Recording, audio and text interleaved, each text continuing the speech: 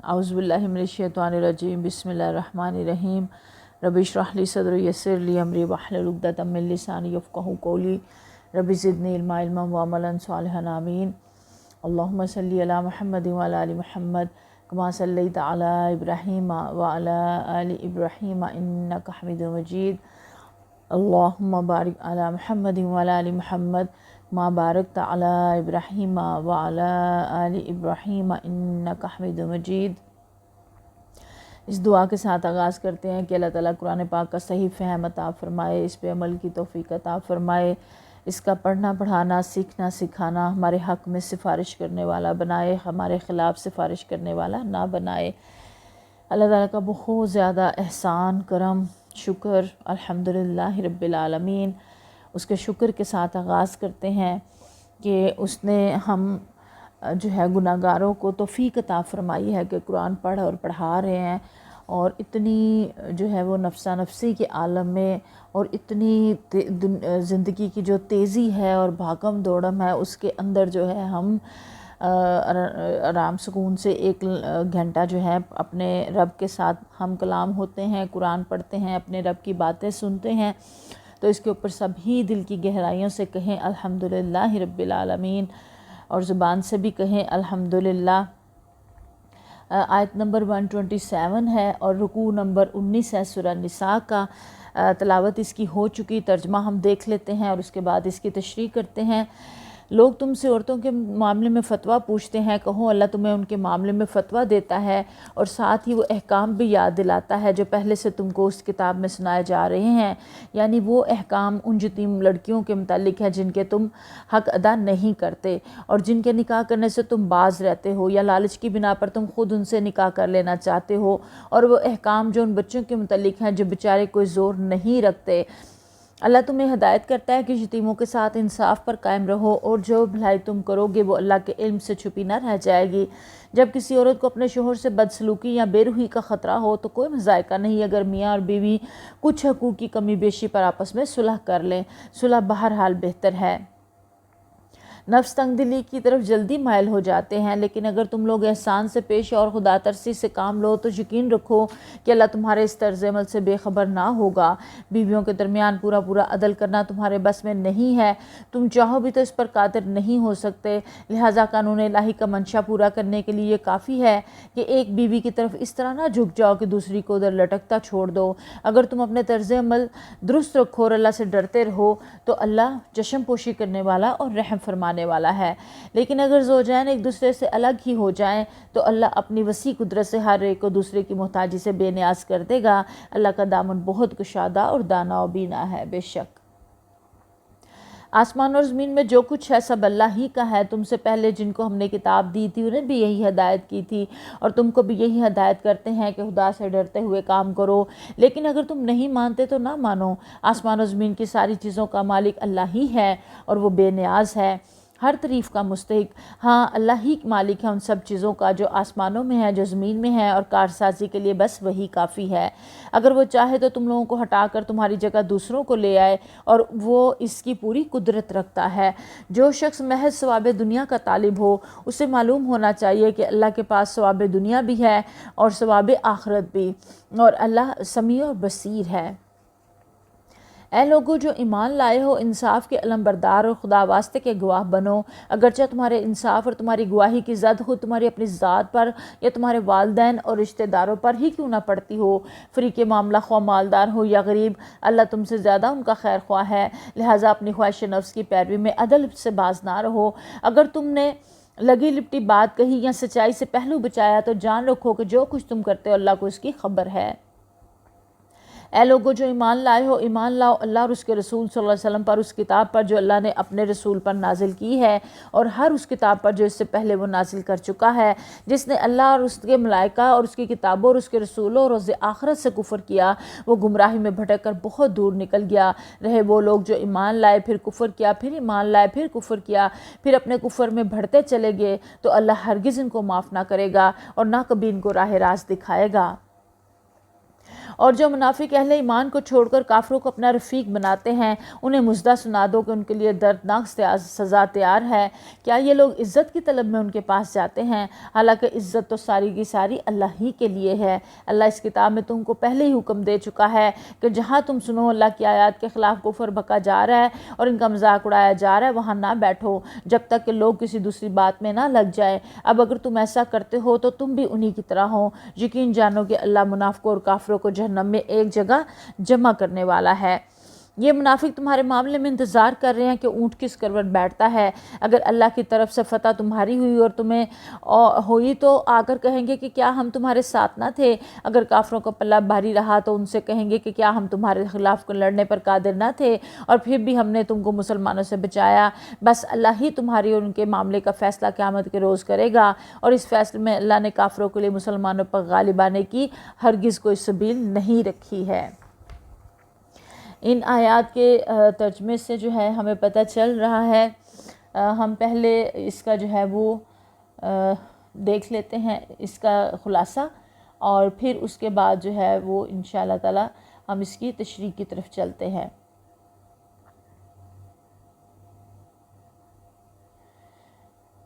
سورہ نساء کے ان دونوں رکوعات میں عورتوں اور یتیموں کے حقوق کو واضح کر کے وراثت اور نکاح کے معاملات میں انصاف کی تاکید کی گئی ہے۔ میاں بیوی کے تعلقات میں اصلاح اور خیر خواہی کو اصل معیار قرار دیا گیا ہے۔ ساتھ ہی ایمان والوں کو ظلم حکم ہے کہ خواہ اپنے یا قریبی رشتہ داروں کے خلاف ہی کیوں نہ ہو ہر حال میں عدل قائم کریں۔ دنیاوی فائدے کے لیے دین پر سمجھوتہ کرنے اور خواہشات کی پیروی کرنے کو سخت مذموم قرار دیا گیا ہے، اور منافقین کے رویے کو بے نقاب کیا گیا ہے۔ وہ دوگلا پن اختیار کرتے ہیں، کبھی مسلمانوں اور کبھی کفار کے ساتھ جا ملتے ہیں۔ ان کے لیے ذلت اور عذاب ہے، مگر توبہ کا دروازہ کھلا ہے۔ آخر میں اصل ایمان کی بنیاد بتائی گئی ہے کہ اللہ اور اس کے تمام رسولوں پر یکساں ایمان لایا جائے اور کسی میں تفریق نہ کی جائے۔ ایمان والوں کے لیے مغفرت اور اجر عظیم، جبکہ کفار اور نفاق اختیار کرنے والوں کے لیے سخت عذاب کی وعید سنائی گئی ہے۔ اللہ تعالیٰ معاف فرمائے۔ اب یہاں جو آیت نمبر 127 ہے سورہ نساء کی، جہاں سے آغاز بات کا ہو رہا ہے وَيَسْتَفْتُونَكَ فِي النِّسَاءِ، کہ لوگ تم سے عورتوں کے معاملے میں فتویٰ پوچھتے ہیں۔ یعنی کہ فتویٰ کیا ہے، کیا فتویٰ پوچھ رہے ہیں؟ آگے اگلی اس آیت میں آ گیا ہے پورا کھل کے کہ اللہ تمہیں ان کے معاملے میں فتویٰ دیتا ہے اور وہ احکام یاد دلاتا ہے جو تم کو اس کتاب میں سنائے جا رہے ہیں۔ یعنی کہ فتویٰ کس کے بارے میں پوچھ رہے تھے؟ یتیم لڑکیوں کے بارے میں، کہ جن کے بارے میں اللہ کہتے ہیں تم ان سے جو ہے وہ نکاح صرف اس وجہ سے کرنا چاہتے ہو کہ ان کا مال و دولت جو ہے وہ ہڑپ کر لینا چاہتے ہو۔ اور حضرت عائشہ صدیقہ فرماتی ہیں کہ جن لوگوں کی سرپرستی میں ایسی یتیم لڑکیاں ہوتی تھیں جن کے پاس والدین کی چھوڑی ہوئی کچھ دولت ہوتی تھی اور ان لڑکیوں کے ساتھ مختلف طریقوں سے ظلم کرتے تھے، اگر لڑکی مالدار ہونے کے ساتھ خوبصورت بھی ہوتی تو یہ لوگ چاہتے کہ خود اس سے نکاح کر لیں اور مہر و نفقہ ادا کیے بغیر اس کے مال اور جمال دونوں سے فائدہ اٹھائیں، اور اگر وہ بدصورت ہوتی تو یہ لوگ نہ اس سے خود نکاح کرتے نہ کسی دوسرے سے اس کو نکاح کرنے دیتے، تاکہ اس کا کوئی ایسا سردھر پیدا ہی نہ ہو جائے کہ جو کل اس کے حق کا مطالبہ کرنے والا ہو۔ تو اس طرح بہت زیادہ ظلم اور زیادتی کی جاتی تھی یتیموں کے ساتھ، اور جو ہے وہ لڑکیوں کے ساتھ خاص طور پہ۔ تو یہاں پہ پھر ان کے بارے میں جب مسلمان بھی آ کے پوچھتے تھے کہ اب ان کا کیا طریقہ کار اسلام میں ہم جو ہے وہ اختیار کریں، کیونکہ مسلمان اپنے دین کے احکام کو جاننے کی شدید ضرورت محسوس کرتے تھے، کیونکہ یہی احکام ان کی زندگی کے نئے نظام کی تشکیل کر رہے تھے، اور ان کے لیے اس بات کی بڑی سرگرمی تھی کہ وہ جاننا چاہتے تھے کہ نظام کو کس طرح چلایا جائے، اللہ اور اللہ کے رسول کو کون سی بات پسند ہے، کون سی ناپسند ہے، کیا رسم و رواج اور طریقے اور احکام جاہلیت کے ہم باقی رکھیں اور کیا چھوڑ دیں، اور کس طریقے سے۔ تو یہاں وہ پوچھتے تھے، تو یہاں پوچھنے والوں نے جو پھر پوچھا تو اللہ تعالیٰ نے کھول کے سارا جو ہے وہ جواب بتا دیا۔ اللہ تعالیٰ فرماتے ہیں یتیموں کے بارے میں بھی انصاف پر قائم ہو جاؤ اور اچھی طرح جان لو جو نیکی کرو گے، اللہ تمہاری نیت اور عمل کو جو ہے وہ پوری طرح جانتا ہے۔ وَمَا تَفْعَلُوا مِنْ خَيْرٍ فَإِنَّ اللَّهَ كَانَ فَإِنَّ اللَّهَ كَانَ بِهِ عَلِيمًا، اور اللہ تعالیٰ جو ہے وہ سارا کچھ بے شک جو ہے وہ جانتا ہے۔ اور حدیث مبارکہ میں آتا ہے، حضرت ابو ہریرہ رضی اللہ عنہ نے نبی کریم صلی اللہ علیہ وسلم کا فرمان جو ہے وہ بیان کیا ہے۔ آپ نے فرمایا، اپنے یا کسی یتیم کی کفالت کرنے والا میں جنت میں ان دونوں انگلیوں کی طرح ہوگا، یعنی کہ کفالت کرنے والا اور میں، یعنی کہ پیارے سے ہم نے فرمایا، اور دو انگلیاں کون سی؟ شہادت کی انگلی اور درمیانی انگلی، دونوں کو ایسے کھڑا کر کے، یعنی کہ یہ دونوں آپس میں جڑی ہوئی ہیں نا انگلیاں، ان میں کوئی فاصلہ اور گیپ نہیں ہے، قریب قریب ہے۔ تو یعنی کہ اس قدر زیادہ یہ اللہ تعالیٰ کو پسند ہے کہ یتیم کی کفالت کی جائے، اس کے ساتھ حسن سلوک کیا جائے، اور یتیم لڑکیوں کے ساتھ خاص طور پہ جو ہے وہ زیادتی نہ کی جائے، ان کا حق جو ہے وہ نہ مارا جائے، اور پھر جو بھلائی بھی کرو گے اس کو اللہ کے ہاں تم موجود پاؤ گے۔ اور پھر اہم بات یہ نہیں ہے کہ ہدایات دی جائیں اور طریقہ ہائے زندگی مرتب اور قائم کیے جائیں، بلکہ اہم بات یہ ہے کہ وہ کون سا اقتدار ہے جس پر نظام زندگی کی بنیاد رکھی جائے، جو اللہ کو پسند ہے، جو اللہ کے رسول صلی اللہ علیہ وآلہ وسلم کو جو ہے وہ پسند ہے، اور جو قرآن جس کی طرف جو ہے وہ توجہ دلا رہا ہے اور جس کے لیے وہ نازل ہوا ہے۔ پھر اگلی آیت میں، آیت نمبر 128 میں اللہ تعالیٰ فرماتے ہیں کہ جب کسی عورت کو اپنے شوہر سے بدسلوکی یا بے روحی کا خطرہ ہو تو کوئی مذائقہ نہیں اگر میاں بیوی کچھ حقوق کی کمی بیشی پر آپس میں صلح کر لے۔ حقوق کی کمی بیشی پر صلح کرنا کیا ہے؟ یعنی کہ طلاق اور جدائی سے بہتر ہے کہ جو ہے وہ آپس میں مصالحت کر لی جائے، کیونکہ یہاں پہ اللہ تعالیٰ ساتھ ہی لفظ استعمال کر رہے ہیں وَالصُّلْحُ خَيْرٌ، صلح بہرحال بہتر ہے۔ تو اللہ تعالیٰ اس کا مطلب ہے اس بات کا اس طرف پلڑا جھکا ہوا ہے، اللہ تعالیٰ اس بات کو پسند کر رہے ہیں، اللہ تعالیٰ بتا رہے ہیں، اور ساتھ ہی اللہ یہ بھی بتا رہے ہیں کہ نفس تنگ دلی پر جلدی مائل ہو جاتے ہیں، لیکن احسان اور خدا ترسی کے طریقے کے اوپر تم چلو۔ اور تنگ دلی کیا ہے؟ عورت کی طرف سے تنگ دلی یہ ہے کہ وہ اپنے اندر شوہر کے لیے بے رغبتی کے اسباب کو خود محسوس کرتی ہو، اور پھر بھی وہ سلوک چاہے جو ایک مرغوب بیوی کے ساتھ برتا جاتا ہے۔ اور مرد کی طرف سے تنگ دلی یہ ہے کہ جو عورت دل سے اتر جائے، پھر بھی اس کے ساتھ ہی رہنا چاہتی ہو، اس کو وہ حد سے زیادہ دبانے کی کوشش کرے اور اس کے حقوق ناقابل برداشت حد تک گھٹا دے۔ تو یہ دونوں طرف سے تنگ دلی ہے۔ دونوں طرف سے کہا گیا کہ آپس میں مصالحت اختیار کی جائے، اور صلح جو ہے وہ بہرحال بہتر ہے۔ اور ظاہر ہے مرد بھی جو ہے وہ ایک جیسا سلوک تو نہیں کر سکتا، عدل کی تو شرط دی گئی ہے، لیکن ہو سکتا ہے کہ ایک بیوی زیادہ خوبصورت ہو اور ایک بیوی جو ہے وہ بدصورت ہو، یہ بھی ہو سکتا ہے کہ ایک بانجھ ہو دوسری کے پاس بچے ہوں، یہ بھی ہو سکتا ہے کہ ایک دائم المرض ہو اور جو ہے وہ تعلقات کو نہ نبھا سکتی ہو، دوسری جو ہے وہ صحت مند ہو اور جو ہے وہ اس سے مختلف ہو، اور بہت ساری چیزوں میں جو ہے وہ کمی بیشی ہو سکتی ہے یہاں پہ۔ تو یہاں بتایا گیا کہ تنگ دلی کی طرف جو ہے وہ نہ مائل ہو، اور ساتھ ہی کہہ دیا گیا کہ بیویوں کے درمیان پورا عدل کرنا تمہارے بس میں نہیں، تم چاہو بھی تو اس پر قادر نہیں ہو سکتے۔ لہٰذا انصاف کا تقاضا پورا کرنے کے لیے کیا ہے کہ ایک طرف اس طرح نہ جھک جاؤ کہ دوسری کو لٹکتا ہوا چھوڑ دو۔ لٹکتا ہوا چھوڑنا کیا ہے؟ لٹکتا ہوا چھوڑنا یہ ہے کہ وہ بیوی اس طرح سے رہے کہ شاید اس کا کوئی شوہر ہی نہیں ہے، یعنی کہ بالکل پورا انصاف اگر تم نہیں بھی کر سکتے تو کم از کم اس کے ساتھ حسن سلوک جو ہے وہ رکھو، اتنا کہ اس کو یہ نہ ہو کہ وہ بالکل ہی معلق ہوئی ہے، نہ ادھر کی نہ ادھر کی، نہ گھر کی نہ گھاٹ کی، ایسی نہ ہو، بلکہ اس کا بھی کچھ نہ کچھ جو ہے وہ حقوق کی ادائیگی جو ہے وہ کی جائے۔ اور باقی معاملات تو ظاہر ہے اللہ کے سپرد، دلوں کے معاملات تو اللہ کے سپرد ہیں، لیکن جتنا جو ہے وہ حق بن رہا ہے اتنا حق ادا کیا جائے۔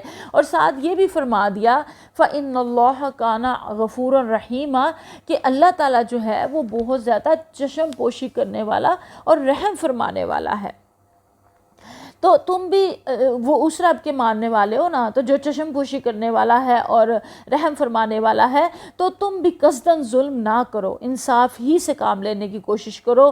اور اگر فطری مجبوریوں کی بنا پہ تھوڑی بہت کوتاہیاں تم سے ہو جائیں، تم سے انصاف کے معاملے میں اگر صادر ہو جائے، تمہاری دی بیسٹ کوشش کے باوجود اگر ایسا ہو جائے تو پھر اللہ تعالیٰ معاف کرنے والا ہے، لیکن جان بوجھ کے جو ہے وہ اس طرح سے نہ کیا جائے کہ ایک کے ساتھ جو ہے وہ اچھا سلوک اور دوسرے کے ساتھ جو ہے وہ بہت زیادہ برا سلوک۔ ہمارے معاشرے میں بہت زیادہ کیس ایسے دیکھنے میں آتے ہیں کہ جس میں مرد جو ہیں وہ انصاف نہیں کر پاتے ہیں اور نہیں کرتے ہیں، اور پھر دونوں طرف سے مشکلات میں، اور تینوں کی زندگی جو ہے وہ عذاب میں آ جاتی ہے اور مشکلات میں آ جاتی ہے۔ لیکن مرد کی زیادہ مشکل یہ ہوتی ہے کہ اگر وہ انصاف نہیں کرے گا تو حدیث مبارکہ میں آتا ہے کہ قیامت کے دن وہ اس طرح سے اللہ کے ہاں اٹھے گا کہ وہ مفلوج زدہ ہوگا، آدھا دھڑ اس کا فالج زدہ ہوگا، اللہ تعالیٰ معاف فرمائے۔ کیونکہ جو ہے وہ ایک طرف وہ جھک پڑا اور ایک طرف اس نے جو ہے وہ حقوق کی ادائیگی نہ کی۔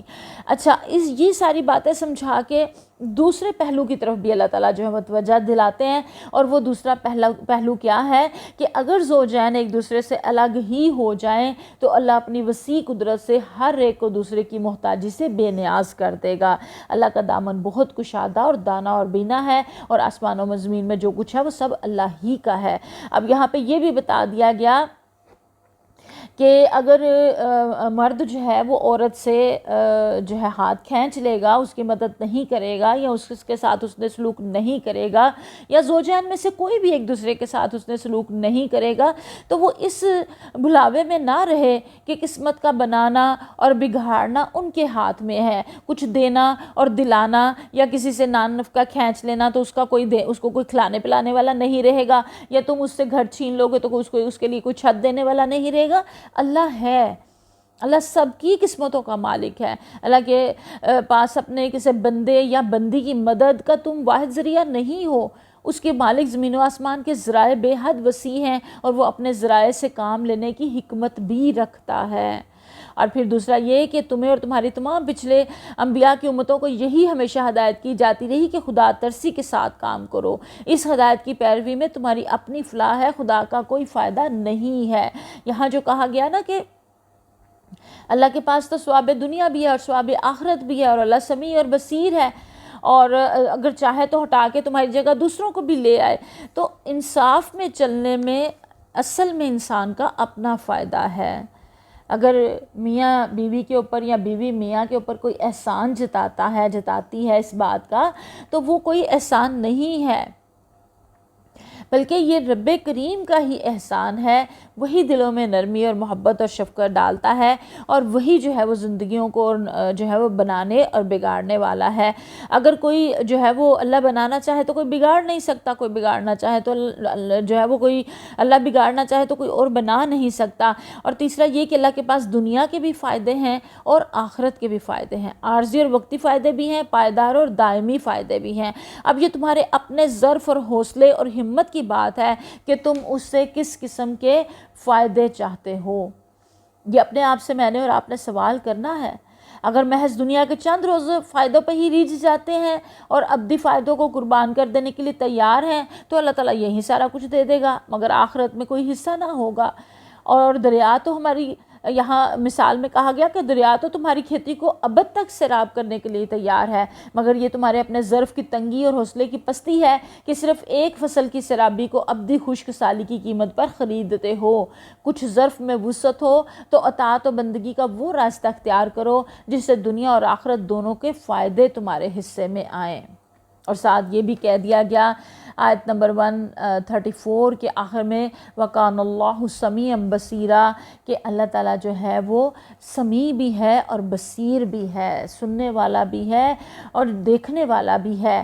یعنی کہ اللہ نعوذ باللہ کوئی اندھا بہرا نہیں ہے کہ کسی شاہ بے خبر کی طرح اندھا دھند کام کرے اور اپنی عطا و بخشش میں بھلے اور برے کے درمیان تمیز ہی نہ کرے۔ وہ پوری طرح باخبر ہے اور پوری باخبری کے ساتھ کائنات پر فرما روائی کر رہا ہے۔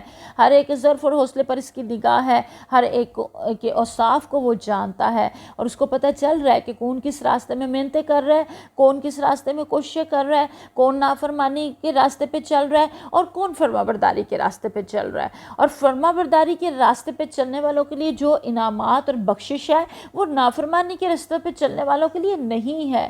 تو اللہ تعالیٰ جو ہے وہ سمیع اور بصیر ہے۔ آیت کے آخر میں جہاں آیت ختم ہوتی ہے جو اللہ تعالیٰ کی صفات آئی ہوتی ہے نا اس کے اوپر جو ہے وہ مفسرین کہتے ہیں آپ غور و فکر کریں اس آیت کے اس آخری حصے پہ اللہ تعالیٰ کی ان صفات کے اوپر، تو آپ کو ساری پچھلی آیت کی جو ہے وہ بات سمجھ آ جاتی ہے کہ پوری کی پوری اللہ تعالیٰ کی وہ صفات وہاں بیان کی ہوتی ہیں کہ پیچھے والی ساری بات جو ہے وہ سمجھ آ جاتی ہے۔ اب اللہ تعالیٰ آگے فرما رہے ہیں یا ایھا الذین آمنو، اے لوگو جو ایمان لائے ہو۔ تو ایمان والے کون ہیں؟ میں اور آپ ہیں نا ایمان والے، ہمیں پکارا جا رہا ہے تو ہمیں یہاں پہ ہائی الرٹ ہو جانا ہے۔ جیسے ہمارے والدین ہمیں پکارے تو ہم کہتے ہیں نا جی، یا ہم جس کو ہم سے بہت محبت ہے یا ہمیں جس سے بہت محبت ہے کوئی ہمیں پکارے تو ہم فوراً جی کہتے ہیں۔ تو یہاں پہ اللہ مجھے اور آپ کو پکار رہا ہے تو یہاں پہ بھی فوراً ہم نے لبیک کہنا ہے، جی کہنا ہے، اور بڑے غور اور دھیان سے سننا ہے۔ اور اللہ تعالیٰ جو فرما رہے ہیں کہ اے لوگو جو ایمان لائے ہو، جب ہمیں پکار رہے ہیں تو اس کے بعد کیا کہہ رہے ہیں؟ اس کے بعد کہہ رہے ہیں انصاف کے علم بردار اور خدا واسطے کے گواہ بنو، اگرچہ تمہارے انصاف اور تمہاری گواہی کی زد خود تمہاری اپنی ذات پر یا تمہارے والدین اور رشتہ داروں پر ہی کیوں نہ پڑتی ہو۔ یہ آیت نمبر 135 ہے، اس کو ہائی لائٹ کر لیجئے، اس کو انڈر لائن کر لیجئے۔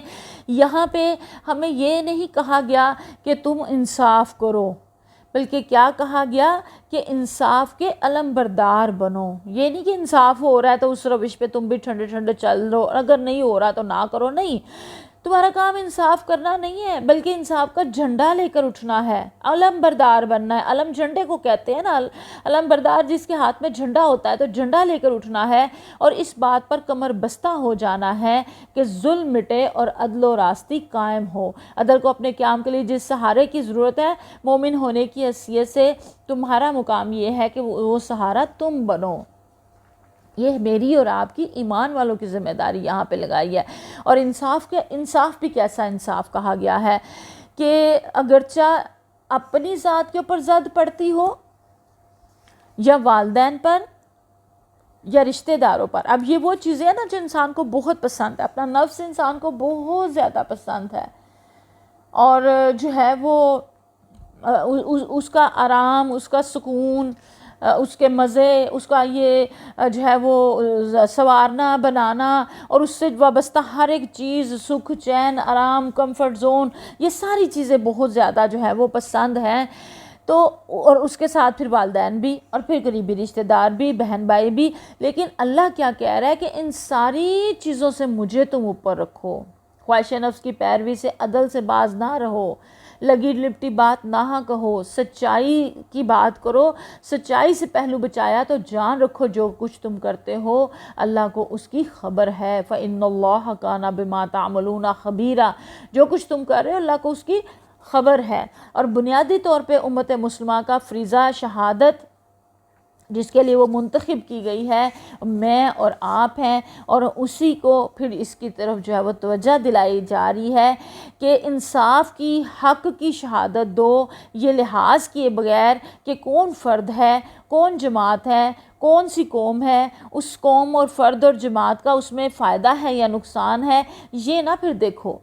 ہر میلان، ہر خواہش، ہر مفاد، ہر لحاظ و خیال سے بالا تر اور مجرد اور پاک ہو کر صرف اللہ کے لیے جو ہے وہ گواہی دی جائے اور عدل و انصاف کو قائم کیا جائے۔ اب یہ دیکھیں کتنا اہم ہے نا، ہماری اپنی جانوں سے بھی زیادہ اہم ہے یہ والی بات کہ ہم اللہ کے جو ہے وہ خاطر انصاف کی جو ہے وہ بات کریں۔ اور پھر یہاں پہ یہ بھی ہمیں پتہ چلتا ہے، حدیث مبارکہ میں آتا ہے کہ پیارے نبی صلی اللہ علیہ وسلم نے اللہ کے قانون کے نفاذ اور میزان حق کی پاسداری کے لیے جو بہت زور دیا ہے نا، تو اس کی مثال ایک واقعے سے ہمیں پتہ چلتی ہے۔ بخاری اور مسلم نے روایت کیا ہے کہ ایک مخزومیہ عورت نے چوری کی تو اس کے معاملے میں قریش کو بڑی فکر ہوئی، لوگوں نے سوچنا شروع کر دیا کہ کون ایسا شخص ہو سکتا ہے جو نبی کریم صلی اللہ علیہ وسلم سے اس کی سفارش کرے، کیونکہ بڑے اونچے خاندان کی عورت تھی اور وہ اس نے چوری کی تھی۔ اب اگر وہ بات کھلتی تو اس خاندان کی بڑی بدنامی ہوتی۔ اب آپس میں کہہ رہے ہیں کہ کیسے سفارش کیسے کروائی جائے۔ طے یہ ہوا کہ اسامہ بن زید رضی اللہ تعالیٰ عنہ جو کہ پیارے نبی کریم صلی اللہ علیہ وسلم کو بہت زیادہ محبوب تھے، بہت پیارے تھے، چہیتے تھے، تو ان کو کہا لوگوں نے کہ آپ جو ہے وہ سفارش کریں۔ تو جب انہوں نے حضرت اسامہ نے نبی کریم صلی اللہ علیہ وسلم سے بات کی تو آپ نے فرمایا اسامہ تم اللہ کی مقرر کردہ حدود میں سے ایک حد کے معاملے میں سفارش کرنے آئے ہو؟ اور پھر آپ نے فرمایا لوگوں تم سے پہلے قوموں کو اسی چیز نے تباہ کیا، اگر ان میں سے کوئی معزز آدمی چوری کرتا تو اسے چھوڑ دیتے، اور اگر کوئی معمولی آدمی چوری کرتا تو اس پر حد جاری کرتے۔ اللہ کی قسم میں ایسا نہیں کرنے دوں گا، میں تو اگر فاطمہ بنت محمد صلی اللہ علیہ وسلم بھی چوری کرتی تو اس کا بھی ہاتھ کاٹ دیتا۔ اللہ اکبر۔ اب یہ دیکھیں کہ اتنی محبوب اور پیاری بیٹی، اور آپ نے فرمایا کہ اگر وہ بھی ایسا کرے تو اللہ تعالیٰ کے قوانین کو، اللہ کے حکم کو، اللہ کی محبت کو ہر چیز کے اوپر مقدم رکھا ہوا، اور یہی ایمان والوں سے بھی جو ہے وہ یہاں تقاضا کیا جا رہا ہے، اور اب دوبارہ پھر اگلی آیت میں ایمان والوں کو پکارا جا رہا ہے۔ لوگوں جو ایمان لائے ہو، تو ہم نے فوراً آگے سے جی کرنا ہے اور بات کو بڑے دھیان اور غور سے سننا ہے کہ کیا بات کی جا رہی ہے۔ اچھا ہم ایمان والوں کو پکار کے ہی اللہ تعالیٰ کہہ رہے ہیں آمینوا باللہ ورسولہ والکتاب الذی، کہ ایمان لاؤ اللہ پر اور اس کے رسول صلی اللہ علیہ وسلم پر اور اس کتاب پر جو اللہ نے رسول پر نازل کیا۔ اچھا اب ہم تو پہلے ہی ایمان والے ہیں، اللہ پکار ہی ایمان والوں کو رہا ہے، اور پھر ایمان والوں کو ہی پکار کے کیوں کہا جا رہا ہے کہ ایمان لے کر آؤ؟ اس کا جواب فوری سارے گروپ کے اندر لکھ دیں کہ کیوں ایمان والوں کو ہی کہا جا رہا ہے کہ ایمان لاؤ۔ جو آپ کو سمجھ آ رہی ہے فوری لکھ دیجئے۔ یہاں پہ ہمیں یہ بھی پتہ چلتا ہے کہ ایمان لانے والوں ہی سے کہنا کہ ایمان لاؤ بڑا عجیب محسوس ہوتا ہے۔ ایک تو یہ ہے کہ ایمان لانے کا مطلب کہ آدمی انکار کی بجائے اقرار کی راہ اختیار کرے اور نہ ماننے والوں سے الگ ہو کے ماننے والوں میں شامل ہو جائے۔ دوسرا مطلب یہ ہے کہ آدمی جس چیز کو مانے اسے سچے دل سے مانے، پوری سنجیدگی اور خلوص کے ساتھ مانے، اپنی فکر کو، اپنے مذاق کو، اپنی پسند کو، اپنے رویے اور چلن اور دوستی اور دشمنی کو، اپنی سعی و جہد کے مصرف کو بالکل اس عقیدے کے مطابق بنائے جس پر ایمان لایا ہے۔ جب یہ بات ہم پڑھتے ہیں نا، ساری باتیں جس میں آتی ہیں تو فوراً حضرت ابراہیم علیہ السلام کے الفاظ یاد آ جاتے ہیں، ان صلاتی و نسکی و محیای و مماتی للہ رب العالمین، کہ میرا جینا اور میرا مرنا اور میرے تمام مراسم عبودیت اللہ رب العالمین ہی کے لیے ہیں۔ تو یہاں پہ یہ بتایا جا رہا ہے کہ پکے سچے عمل کے مسلمان بنو، صرف باتوں کے مسلمان نہ بنو۔ اللہ نہ کرے کہ میں اور آپ صرف جو ہے گفتار کے غازی ہوں، ہم کردار کے بھی غازی ہوں۔ اور پھر یہاں کہا گیا کہ اللہ پر، اللہ کے رسول پر، اس کتاب پر اور ملائکہ پر اور رسولوں پر جو گزر چکے اور روز آخرت پر، سب کے اوپر جو ہے ایمان لانے کی بات، اور جو اس سے کفر کرے گا وہ گمراہی میں بھٹک کر بہت دور نکل گیا۔ رہے وہ لوگ جو ایمان لائے اور پھر کفر کیا، پھر اپنے کفر میں بڑھتے چلے گئے، تو اللہ ہرگز ان کو معاف نہ کرے گا اور نہ کبھی ان کو راہ راست دکھائے گا۔ اب یہاں یہ وہ لوگ مراد ہیں کہ جنہوں نے دین کو محض ایک غیر سنجیدہ تفریح بنا لیا، ایک کھلونا بنا لیا، اپنے تخیلات، اپنی خواہشات کے مطابق کھیلتے رہتے ہیں۔ جب فضائے دماغی میں لہر اٹھی کہ مسلمان ہو گئے، جب دوسری لہر اٹھی تو کافر بن گئے، جب لگا کہ مسلمان بننے میں فائدہ ہے تو مسلمان بن گئے، اور جب لگا کہ ادھر فائدہ نہیں نقصان ہے تو کفر میں فائدہ ہے تو اس طرف کو چلے گئے۔ اس چیز سے جو ہے وہ منع کیا گیا اور روکا گیا۔ یہ چیز اللہ تعالیٰ کے ہاں جو ہے وہ بہت ناپسندیدہ ہے۔ اللہ تعالیٰ نے کہا کہ اللہ نہ انہیں بخشے گا، نہ انہیں جو ہے وہ ہدایت دے گا، اور کوئی ان کے لیے کہ اللہ ہی کے راستے میں جو ہے وہ سارا کچھ لگایا جائے اور حق کی، انصاف کی جو ہے وہ بات کی جائے۔ اور اب مجھے اندازہ نہیں ہے آپ کو کہاں تک آواز آئی ہے اور کہاں تک آواز نہیں آئی ہے، تو لیکن چلیں ہم اس آیت کے اوپر اب پہنچ گئے ہیں کہ اللہ تعالیٰ نے ان کے لیے کوئی راستہ نہیں رکھا ہے، اور پھر جو لوگ ایمان لاتے ہیں پھر کفر کرتے ہیں، پھر ایمان لاتے ہیں پھر کفر کرتے ہیں اور کفر میں بڑھتے چلے جاتے ہیں، اللہ ان کو ہرگز معاف نہیں کرے گا۔ یہ آیت نمبر 137 138 ہے جو ہم پڑھ رہے ہیں۔ اور منافق اہل ایمان کو چھوڑ کر کافروں کو اپنا رفیق بناتے ہیں، انہیں یہ مژدہ سنا دو کہ ان کے لیے دردناک سزا تیار ہے۔ اب یہاں جو مرتد ہونے کی سزا بتائی گئی ہے نا، یہ جو کبھی اپنی مرضی سے ایمان لے آنا اور کبھی اپنی مرضی سے چھوڑ دینا، اسلام مسلمان ہونے میں کوئی فائدہ نظر آئے تو مسلمان ہو جانا، اور اس میں نقصان نظر آئے تو کفر میں فائدہ نظر آئے تو کفر کی طرف پلٹ جانا، اسلام میں نقصان آئے تو ادھر چلے جانا، تو اس چیز کو جو ہے وہ بہت زیادہ ناپسندیدہ قرار دیا گیا ہے، اس کو پسند نہیں کیا گیا۔ اللہ تعالیٰ کہتا ہے کہ اللہ تعالیٰ یقیناً نہ انہیں بخشے گا نہ انہیں راہ ہدایت جو ہے وہ دے گا۔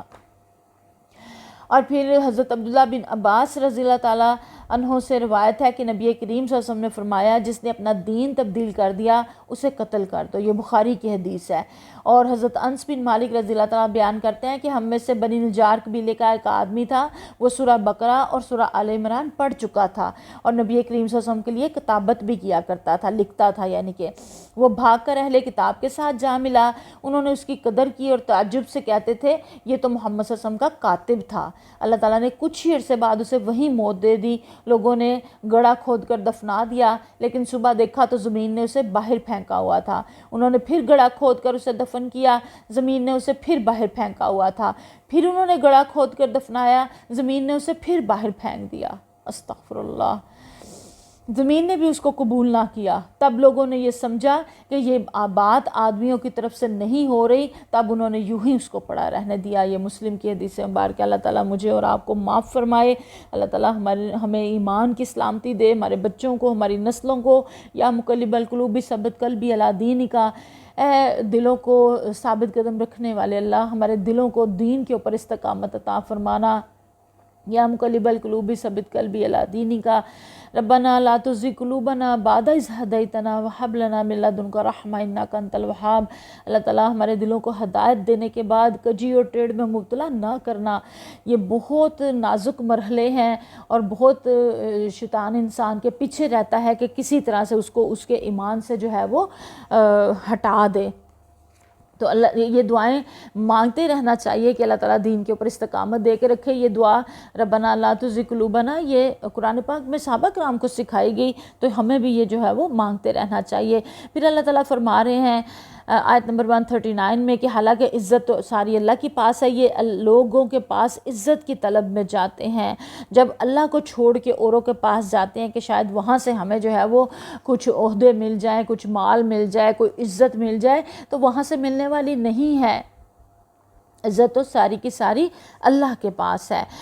اور پھر یہاں پہ یہ بھی حکم بتایا گیا کہ جو اللہ کی آیات کے خلاف جہاں کفر بکا جا رہا ہو اور اللہ کی آیات کا مذاق اڑایا جا رہا ہو وہاں نہ بیٹھو، یہاں تک کہ لوگ دوسری بات میں نہ لگ جائیں۔ اب اگر تم ایسا کرتے ہو تو انہی کی طرح ہو، پھر اگر تم بھی وہاں بیٹھے رہو تو اللہ تعالیٰ یقین جانو کہ اللہ منافقوں اور کافروں کو جہنم میں ایک جگہ جو ہے وہ جمع کرنے والا ہے۔ اب آگے منافقین کی جو ہے وہ صفت بتائی گئی ہے اور کہ وہ کیا کرنے والے ہیں۔ اب یہ مجھے اور آپ کو بہت زیادہ سوچنا ہے کہ کہیں یہ ہمارے اندر تو نہیں ہے۔ اور یہ جو ہے انشاءاللہ تعالیٰ آگے ہم کل جو ہے وہ پڑھیں گے۔ اور یہاں یہ والی بات ہے کہ یہ منافق تمہارے معاملے میں انتظار کر رہے ہیں کہ اونٹ کس کروٹ بیٹھتا ہے۔ اگر اللہ کی طرف سے فتح تمہاری ہوئی تو کہیں گے کہ کیا ہم تمہارے ساتھ نہ تھے، اور اگر کافروں کا پلہ بھاری رہا تو ان سے کہیں گے کیا ہم تمہارے خلاف لڑنے پر قادر نہ تھے، پھر بھی ہم نے تم کو مسلمانوں سے بچایا۔ یعنی کہ یہ منافقین کی خصوصیت ہر زمانے میں رہی ہے کہ مسلمان ہونے کی حیثیت سے جو فائدے حاصل کیے جاتے ہیں وہ اس کو بھی اپنے خالی نام کا جو ہے وہ اسلام قبول کر کے حاصل کر لیتے ہیں، اور جو فائدے جو ہیں وہ کفر سے ان کو ملتے ہیں تو وہ ادھر جا کے ان سے بھی لے لیتے ہیں۔ تو پھر اللہ نے بتایا کہ بس اللہ ہی تمہارے اور ان کے درمیان فیصلہ قیامت کے روز کر دے گا۔ اس فیصلے میں اللہ نے کافروں کے لیے مسلمانوں پر غالب آنے کی ہرگز کوئی سبیل نہیں رکھی ہے۔ اس کے اہم نکات ہم دیکھ لیتے ہیں۔ ان 2 رکوعات کے اندر یتیموں اور عورتوں کے ساتھ عدل و انصاف اور شریعت کا بنیادی حکم دیا گیا۔ ازدواجی زندگی میں اصلاح، اثار اور خیر خواہی برکت لاتی ہے۔ وراثت اور مال کے بارے میں خود ساختہ اصول نہیں بلکہ اللہ کے مقرر کردہ قوانین کو ماننا ضروری ہے، اور عدل و انصاف ہر حال میں قائم رکھنا مومن کی پہچان ہے۔ اور نفاق کی پہچان یہ ہے کہ انسان 2 طرح کا جو ہے وہ کھیل کھیلتا ہے اور اس کا ایمان مضبوط نہیں ہوتا۔ یتیموں کرنے کے کام جو ہیں وہ ایکشن پوائنٹس جو ہیں یتیموں اور عورتوں کے مالی اور اخلاقی حقوق کی حفاظت، میاں بیوی کے تعلقات میں اصلاح، نرمی اور خیر خواہی کا حکم دیا گیا، وراثت کے قوانین کا مکمل نفاذ، عدل و انصاف پر ڈٹے رہنا ہوا اپنا نقصان ہی کیوں نہ ہو، اور اخلاص کو دینداری کی بنیاد پر بتانا اور نیت کو جو ہے وہ درست رکھنا۔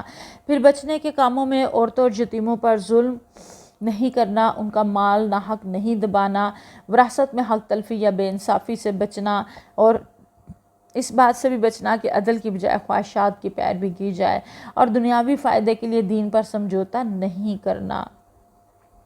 نفاق، دوگلاپن، دھوکہ دہی اور ایمان میں کمزوری، اس سے بچنے کی کوشش کرنا۔ اور آخر میں ہم رکھتے ہیں کچھ ریفلیکٹیو کویسچنز، غور و فکر کے سوالات جو ہم نے خود سے کرنے ہیں۔ کیا ہم اپنی فیملی اور سوسائٹی میں یتیموں اور عورتوں کے ساتھ عدل کرتے ہیں؟ ہمارے گھریلو تعلقات میں اصلاح اور اصرار کی کتنی جھلک موجود ہے؟ وراثت کی تقسیم میں ہم کس حد تک شریعت کی پابندی کرتے ہیں؟ کیا ہم انصاف پر ڈٹ سکتے ہیں جبکہ وہ ہمارے خلاف ہو؟ کیا ہمارے اندر نفاق کی چھوٹی چھوٹی نشانیاں، جھوٹ، وعدہ خلافی، دوگلاپن موجود ہیں؟ یہ وہ سوالات ہیں جو مجھے اور آپ کو خود سے کرنے ہیں۔ اللہ تعالیٰ مجھے اور آپ کو بہت زیادہ عمل کی توفیق عطا فرمائے۔ وآخر دعوانا الحمدللہ رب العالمین۔